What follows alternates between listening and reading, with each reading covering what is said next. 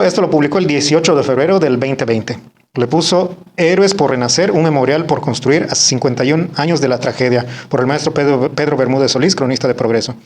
El 24 de febrero de 1970, justo un mes después de que usted nació, un camión Ford con 24 trabajadores enequeneros del sindicato Mártires de Chicago, 3 cuadrillas enteras, se vio rebanado por el descarrilamiento del tren de carga que anteriormente se movía en el Muelle Nuevo, entre comillas. El saldo de esta tragedia fue de 6 obreros fallecidos, 17 heridos y un desaparecido.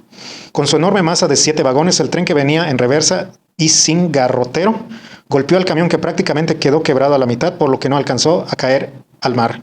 Desde su posición montado sobre la pequeña barra de protección del Muelle Nuevo, el camión quedó abierto como una lata de conservas, dejando despeñar al mar a los trabajadores, quienes prácticamente fueron lanzados al océano y recibieron de lleno el impacto en sus cuerpos. Ese fue un accidente muy sonado aquí en el muelle. Sí, y olvidado.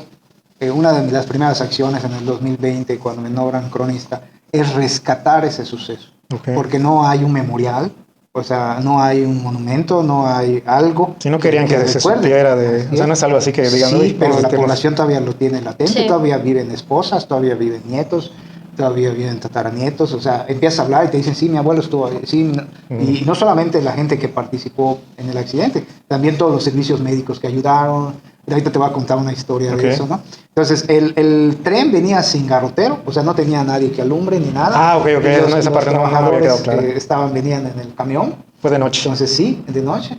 Y lo recuerdo porque fue justo un mes 24 de febrero, yo nací el 24 de enero. Entonces, 24 de febrero, un mes después de que nací, 1970, ya tiene 54 años ese evento de que sucedió. No hay memorial ni nada. Ese año, junto con las autoridades, pedí que hiciéramos una ofrenda floral. Okay. Entonces hubo una ceremonia en el parque y luego fuimos al deck a hacer una ofrenda floral. Y asistieron pues algunos familiares que todavía viven. Hicimos la ofrenda floral. Este año no se pudo hacer, pero eso es algo que pues voy a llevar a las autoridades. El ayuntamiento tiene una serie de fechas conmemorativas, entre ellas el aniversario Progreso, el de los mártires de Progreso. Es importante que se incorpore esa fecha, o sea, como un memorial, un aniversario luctuoso de ese accidente. No hay nada heroico. Bueno, sí hay cosas heroicas, ahorita te voy a contar una. Cuando choca el tren, el camión se despedaza y hay gente que cae al mar desde el muelle. Entonces, uno de los que iba al muelle, que no estaba en el tren, pero que estaba caminando por ahí, el Loncho, tenía 18 años. Loncho es el que vende perros en la puerta de San Francisco de Asís, que hace poquito hubo un accidente. Tuvo un problema con su corbata, ¿no? Sí. Ese es Loncho, tenía 18 años. La otra vez conversé con él y platicamos, y él me decía que él no iba a ir, pero que algo le decía, como un ente, como un espíritu, que vaya. Entonces, ese día él estaba yendo y ve el accidente. Tenía 18 años, un chamaco. Entonces, cuando ve que la gente cae al mar, él se tira al mar, pero imagínate la escena, no es el mismo ahorita Progreso que hace 54 años. En la oscuridad, habían pedazos de metal, habían pedazos de gente, brazos, piernas, y él se tira al mar, y hay animales ahí, ¿no? Tiburones, cazones, todo lo que...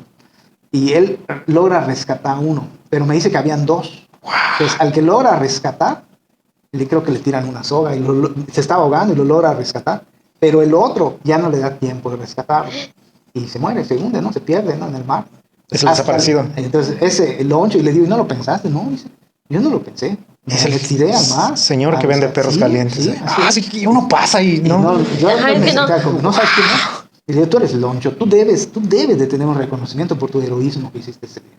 Y también está la historia, cambiando un poquito de canal. Que compartan el buzo Sonda, el que sacó el jeep ese que se fue al mar hace poquito, un particular que se fue el jeep. Creo que sí. A rescatar el jeep. Ese señor, que está con su bicicleta, mantenerse en forma, fue el que rescató a la niña del Águila Dorada, que se quedó con él.